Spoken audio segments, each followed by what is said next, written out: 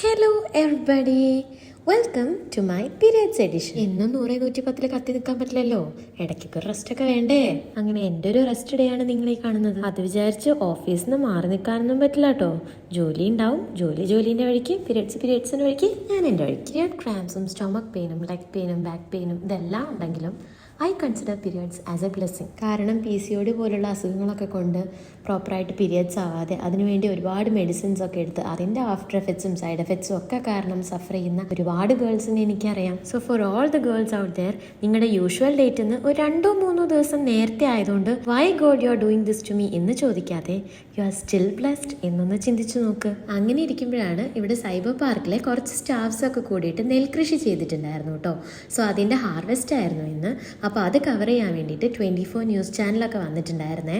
ഞാൻ കുറച്ച് ഡൗൺ ആയിരുന്നെങ്കിലും പരിപാടി കളറായിരുന്നു. അപ്പോൾ ഇന്നത്തെ എൻ്റെ മെയിൻ ഇവൻറ്റ് പീരിയഡ്സ് ആയതുകൊണ്ട് തന്നെ ഞാൻ പറഞ്ഞു വന്നത്, periods is actually A blessing my dear girls, and let it happen as it is. അല്ല, ഇത് മാത്രമല്ല, ഇന്ന് ഈവനിങ് നമുക്കൊരു മീറ്റിംഗ് ഉണ്ടായിരുന്നേ. ആ മീറ്റിംഗ് നമ്മുടെ സൈബർ പാർക്കിൻ്റെ അപ്കമിങ് ആയിട്ടുള്ള ഐക്കോണിക് ഇവൻറ്റിനെ കുറിച്ചായിരുന്നു കേട്ടോ. അതെന്താണെന്നല്ലേ ഞാൻ അടുത്ത വീഡിയോയിൽ പറഞ്ഞുതരാം. അപ്പോൾ ഇന്ന് അത്രയേ ഉള്ളൂ. ബൈ.